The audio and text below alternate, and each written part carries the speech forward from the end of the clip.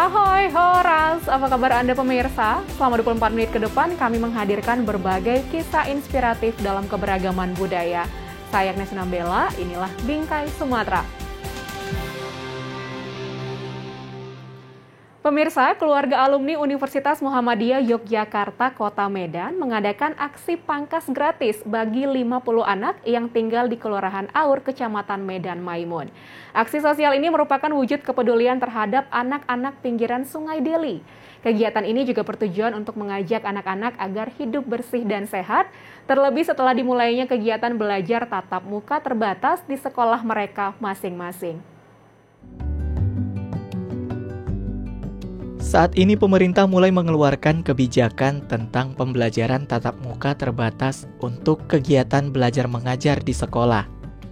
Persiapan penyelenggaraan PTM mulai dilakukan oleh pemerintah, sekolah, dan para siswa.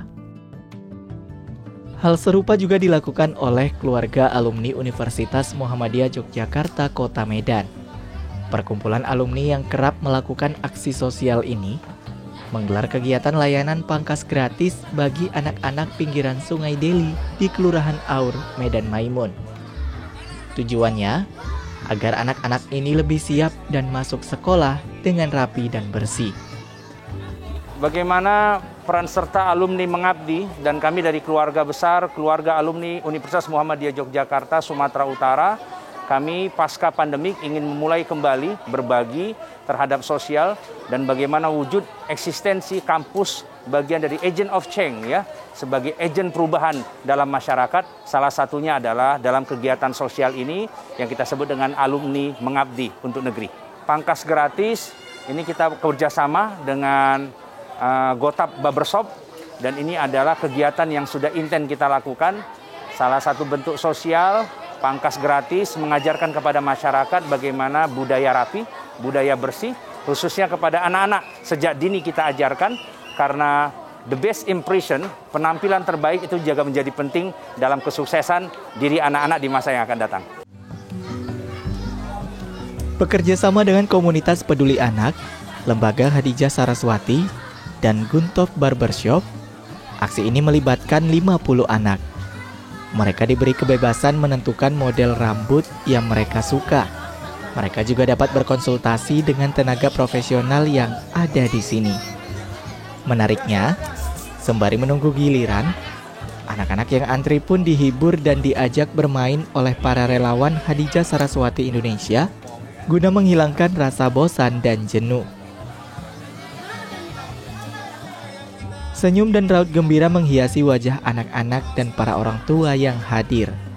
Hal ini diakui oleh Syafri Tanjung, tokoh masyarakat setempat yang kerap membimbing anak-anak di komunitas peduli anak. Menurutnya, mereka sangat antusias dan kerap menanyakan kapan aksi ini digelar. Saking antusiasnya, mereka bahkan sudah hadir sebelum acara dimulai. Tanggapan saya dengan adanya kegiatan pangkas massal ini merupakan suatu hal yang positif karena anak-anak sekarang sudah memulai masuk sekolah tatap muka. Jadi perlu persiapan untuk anak dalam rangka belajar untuk di sekolah lebih percaya diri dan ganteng. Bagi keluarga alumni Universitas Muhammadiyah Yogyakarta Kota Medan, aksi sosial pangkas gratis ini tidak sekedar berbuat baik kepada masyarakat, namun juga turut membantu remaja-remaja yang tergabung dalam Akademi Barbershop untuk berlatih meningkatkan kemampuan mereka dalam menata rambut. Salah satu cita dan visi kita adalah bagaimana melahirkan generasi yang mempunyai skill terhadap anak-anak yang katakanlah putus sekolah, tidak mempunyai ruang yang baik mereka menjadi sarjana atau perguruan tinggi, akses pendidikan yang baik. Salah satu solusinya mereka harus punya skill. Dan salah satu skill itu adalah memangkas. Jadi kita memberdayakan generasi muda hari ini dengan skill memangkas sehingga dia bisa berdaya, mandiri, dan hidup tanpa membebani orang lain, orang tua atau siapapun. Karena dengan skill memangkas, mereka bisa survive di bidang ekonomi mereka, finansial mereka, dan tentu kesuksesan di masa yang akan datang. Apa yang dilakukan oleh keluarga alumni Universitas Muhammadiyah Yogyakarta Kota Medan ini Mungkin sederhana, namun kegiatan sederhana ini sangat bermakna bagi anak-anak dalam menyambut pembelajaran tatap muka.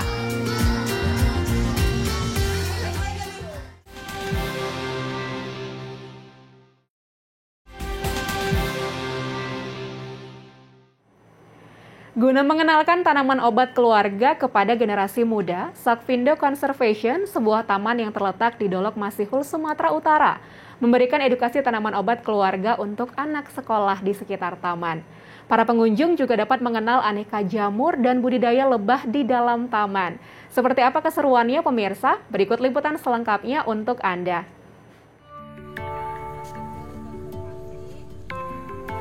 Taman Sokvindo Conservation yang terletak di Dolok Masihul, Kabupaten Serdang Bedagai, Sumatera Utara, memiliki kegiatan edukasi tanaman obat keluarga yang menyasar pada para siswa sekolah. Program edukasi ini bersifat gratis, pemirsa. Kegiatan biasanya dilaksanakan hari Jumat dengan mengundang para siswa dari satu sekolah. Target dari program edukasi ini adalah sekolah-sekolah yang berada di sekitar taman, seperti SD 10-20-70 Pandau Ulu. Dalam program ini, para siswa diajak berkeliling taman dalam barisan kelompok, dipandu oleh tim dari Sokvindo Conservation. Mereka pun diperkenalkan dengan ragam dan manfaat tanaman obat keluarga. Edukasi kepada anak-anak dapat menumbuhkan rasa kepedulian anak terhadap lingkungan, kelestarian tanaman, serta memupuk motivasi dan rasa ingin tahu anak dalam melestarikan lingkungan, serta memberikan gambaran kepada anak kayanya sumber daya alam. Namun, jika tidak dilestarikan akan mengalami kepunahan. Sehingga tumbuh rasa cinta dan peduli anak-anak terhadap tanaman, lingkungan, serta menumbuhkan kesadaran pentingnya obat herbal yang banyak di sekitar kita. Para siswa juga dibawa mengunjungi beberapa spot wisata di taman. Contohnya, rumah jamur, dengan aneka jamur di dalamnya. Jamur-jamur ini tumbuh di backlog yang berisikan limbah organik, seperti serbuk gergaji dan sisa buah tandan sawit. Kemudian mereka juga dibawa melihat sarang lebah trigona. Lalu bermain di dalam labirin sambil ditantang menemukan 3 tanaman obat yang terdapat di dalam labirin. Hal yang tak kalah menyenangkan, para siswa juga belajar tentang menanam bibit tanaman obat keluarga menggunakan tanah hitam yang dicampur dengan sekam. Kita mengajarkan anak bagaimana cara menanam, bagaimana cara merawat, dan bagaimana cara mencintai tanaman, sehingga tanaman-tanaman yang kita tanam nantinya akan menjadi tanaman-tanaman obat yang dapat dipergunakan untuk kesehatan kita. Linda Raja Guguk, Kepala Sekolah Dasar 10-20-70 Pandau Ulu, sangat senang. Sekolahnya bisa mendapatkan kesempatan untuk berkunjung ke Taman Sokvindo Conservation. Ia pun berniat membawa peserta didik lain dari sekolahnya mengunjungi taman ini lagi. Ya, harapan kami mudah-mudahan bertambah maju gitu, bertambah banyak apotek hidupnya, sehingga untuk itu nanti bisa kami berkunjung lagi ke tempat ini untuk menambah inspirasi, menambah wawasan dari anak-anak kami. Saya dapat mengetahui banyak tanaman-tanaman obat yang banyak manfaatnya. Melihat jamur kuping, jamur tiram, jeruk pepaya, dan tadi melihat lebah dan madunya. Kalau bisa, nanti bisa kemari lagi. Upaya pengenalan dan pelestarian tanaman obat keluarga sangat diperlukan. Tujuannya agar tanaman obat keluarga tidak punah dan masih dipertahankan untuk generasi mendatang.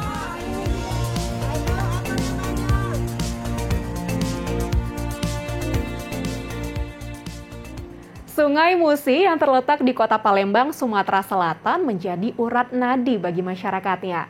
Peradaban di sepanjang aliran Sungai Musi melintasi banyak masa layaknya museum hidup.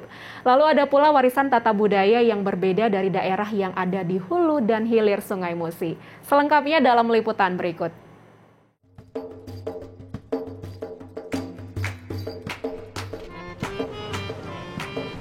Kota Palembang yang terletak di Sumatera Selatan merupakan kota terbesar kedua di Pulau Sumatera setelah Kota Medan.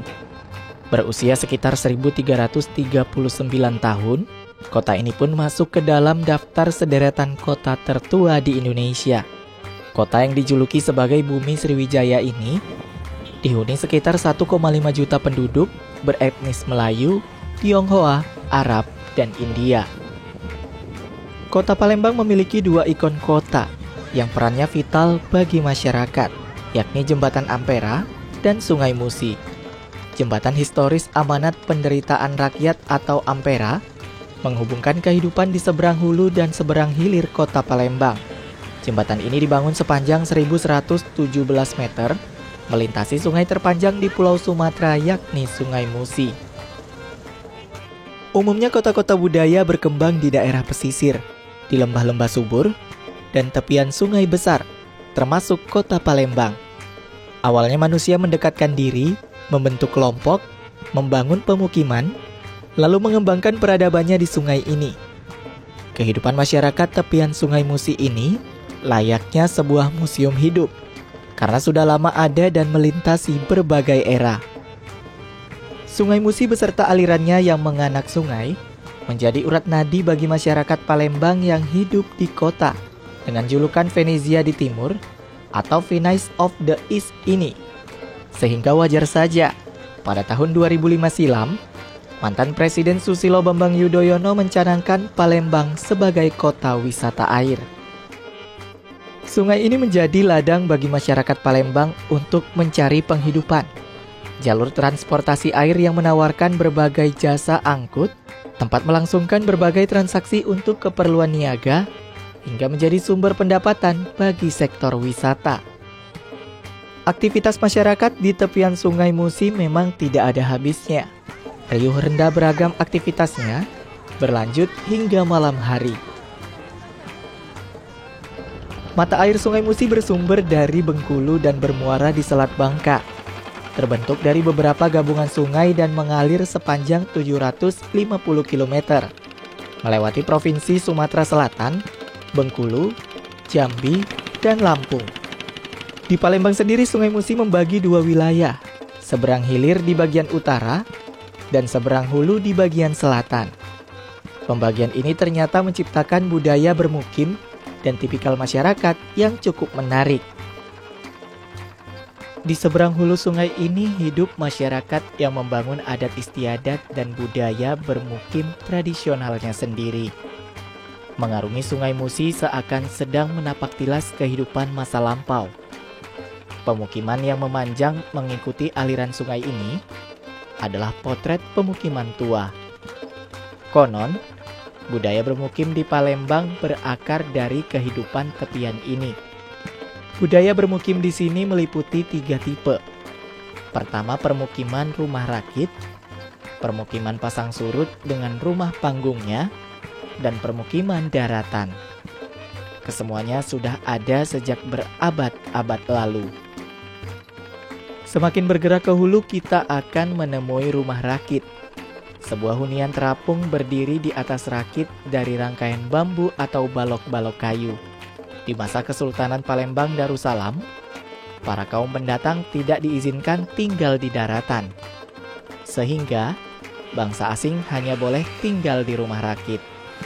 Meski peradaban seberang hulu dan hilir sungai sama-sama tumbuh di tepian Musi, dua wilayah ini ternyata sangat berbeda dari corak budaya bermukim dan tipikal masyarakatnya. Karena kita kan sini dekat kota, dekat kota. Jadi dekat kota tuh harus modernisasinya lebih cepat datangnya ke kota. Jadi mereka-mereka yang di rakit itu hidupnya di tepian sungai itu, kegiatan hari-harinya seperti misalnya MCK-nya di tepian Sungai Musi. Sementara kita di sini sudah punya misalnya pam air bersih gitu. Kalau kita di seberang sini misalnya kan kehidupannya lebih banyak di darat.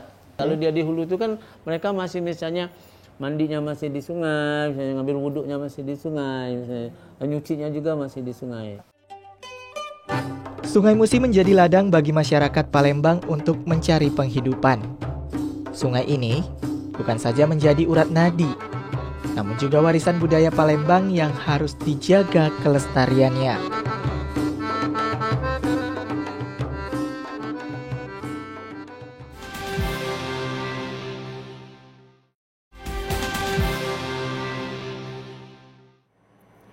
Rojai Jamba atau kerap dipanggil Bang Ajai adalah sosok muda asal desa Percut, Deli Serdang.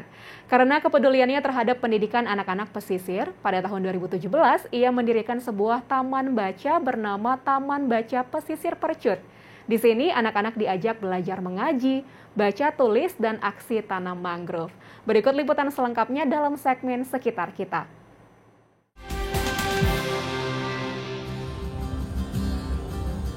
Berdiri sejak tahun 2017, awalnya Rumah Baca Pesisir Percut adalah tempat mengaji bagi anak-anak yang tinggal di desa Percut, Deli Serdang.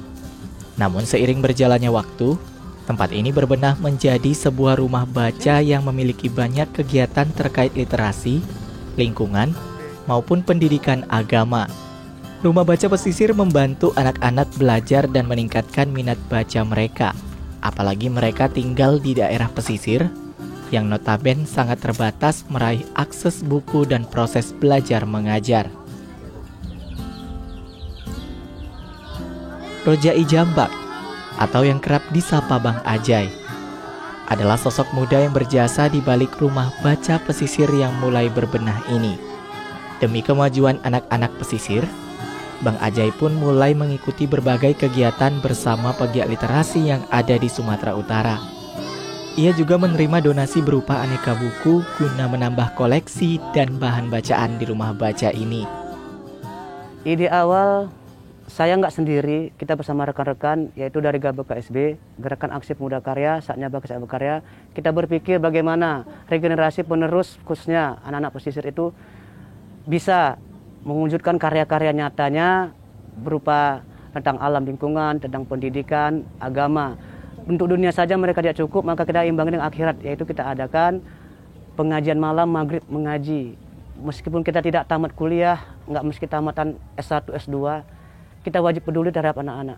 Karena mayoritas pendidikan anak-anak pesisir itu sangatlah jauh dibandingkan dengan anak-anak kota. Yang jarak tempuhnya jauh untuk bersekolah, jarak tempuhnya jauh untuk berkuliah. Sedangkan kendaraan untuk bersekolah di sini sangat susah. Nah, sebab dari itu kita timbul kepedulian bagaimana mereka belajar itu nggak meski jauh-jauh, tapi mereka ada niat untuk belajar. Maka kita dirikan salah satu rumah baca pesisir Desa Percut ini. Selain membaca, kegiatan seni, ada pelajaran dunia akhiratnya juga. Rumah Baca Pesisir buka setiap hari, sehingga memudahkan bagi siapa saja datang untuk membaca. Biasanya, anak-anak berkunjung setiap sore sepulang sekolah. Mereka kerap memilih dan membaca koleksi buku yang ada dengan penuh semangat. Beragam koleksi terdapat di sini, seperti buku cerita, komik, buku pelajaran, dan lainnya. Tidak sendiri, Bang Ajai juga kerap dibantu oleh para relawan dan remaja sekitar. Biasanya, mereka ikut membimbing dan mengajari pengunjung usia dini. Tidak saja dimanjakan dengan beragam buku yang menarik, anak-anak yang hadir ke sini juga diperkenalkan dan diajarkan seni bela diri. Mereka diajarkan teknik-teknik dasar dahulu nih pemirsa, seperti teknik kuda-kuda, sikap pasang, arah, dan lainnya. Lihat saja, gerakan anak-anak ini sungguh atraktif. Nah, di malam hari, mereka juga dibekali dengan pendidikan agama. Anak-anak yang datang ke rumah baca dapat belajar mengaji di sini. Kegiatan ini ditangani langsung oleh Bang Ajai. Dengan penuh kesabaran, ia mengajari peserta mengenal huruf hijaiyah, melancarkan bacaan Al-Quran, dan sholawatan. Ia juga memberikan cerita-cerita Islami yang inspiratif. Hadirnya Rumah Baca Pesisir Percut dan kepedulian Bang Ajai terhadap pendidikan anak-anak pesisir ini memberikan dampak positif bagi warga sekitar. Kehidupan anak-anak pesisir yang kurang mendapatkan perhatian dan mayoritas pekerjaan orang tuanya sebagai nelayan, kini menjadi lebih terarah semenjak berdirinya rumah baca ini. Keinginan untuk belajar juga mulai tumbuh di benak mereka. Salah satunya dirasakan oleh Siti Humaira, siswa kelas 6 sekolah dasar ini, mengaku sangat senang karena dapat membaca buku-buku kesukaannya, juga membantu dalam belajar. Perasaan saya senang bisa bermain dengan kawan-kawan, belajar, membaca, dan menghafal sholawat. Senang sekali belajar bersama mereka. Harapan saya di sini mengaji untuk rumah ngaji saya semakin besar dan meningkatkan pelajaran supaya anak-anak sini nggak kena banjir dan makin tenang belajar dan supaya mereka giat selalu belajar. Tidak berhenti sampai di sini saja pemirsa. Di waktu tertentu, anak-anak juga diajak mengenal alam dan melestarikan lingkungan. Mereka diajak menanam mangrove. Langkah ini merupakan upaya dini penyelamatan lingkungan dan diharapkan mereka juga dapat melestarikan lingkungan tempat tinggal mereka. Mengingat mereka tinggal di wilayah pesisir yang rentan mendapat gelombang pasang. Kami ingin tuh anak pesisir itu tumbuh seperti orang-orang lain, meskipun pendidikannya lebih tinggi, mereka di bawah itu, mereka harus bersemangat untuk belajar. Jadi jika kami tidak ada ataupun dimanapun kami nanti, regenerasi penerus ini itu sebagai penerus kami nanti ke depannya. Harapan saya adalah, harapan kami semua dari GPKSB, bagaimana anak-anak belajar ini bisa belajar layak seperti memiliki rumah baca belajar yang baik, lebih baik lagi agar tidak terkena banjir, dampak banjir ataupun segala jenisnya. Pendidikan menjadi momok yang sangat penting untuk terus diperjuangkan. Karena pendidikan adalah bekal utama dalam menggapai masa depan. Tidak terkecuali bagi anak-anak pesisir yang hidup di Desa Percut, Deli Serdang, Sumatera Utara.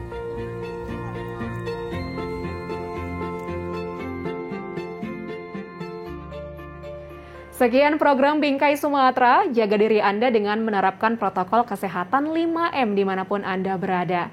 Memakai masker, mencuci tangan pakai sabun dan air mengalir, menjaga jarak, menjauhi kerumunan, serta membatasi mobilitas. Tetap semangat menyebarkan kebaikan, saya Agnes Sinambela pamit, sampai jumpa.